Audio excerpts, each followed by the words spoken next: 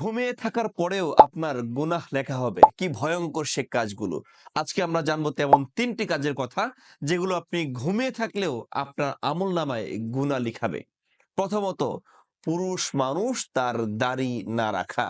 আপনি যদি দাড়ি না রাখেন, তাহলে আপনি সর্ব অবস্থায় দাড়ি পরিমাণ মতো লম্বা হওয়ার আগ পর্যন্ত গুনাহের কাজ করছেন। যদিও মানুষের ঘুমালে কোনো প্রকার গুনাহ লেখা হয় না, কিন্তু আপনি সব সময় দাড়ি বড় না করা পর্যন্ত এই গুনাহের ভাগীদার হচ্ছেন।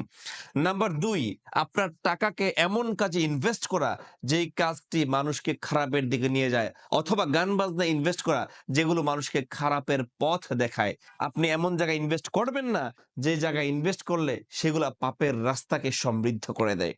নাম্বার ৩, আপনার সন্তানকে সুশিক্ষা না দেওয়ানো। আপনি যখন ঘুমিয়ে থাকেন, আপনার সন্তান আপনার অজান্তেই এমন কোনো কাজ করে বসে যেটা আপনি সুশিক্ষা না দেওয়ার কারণে হয়েছে। আর সে কারণেই ঘুমন্ত থাকা অবস্থায়ও আপনার আমলনামায় গুনাহ লেখা হয়ে থাকে। চলুন এই ৩টি বিষয় থেকে আমরা বেঁচে থাকার চেষ্টা করি।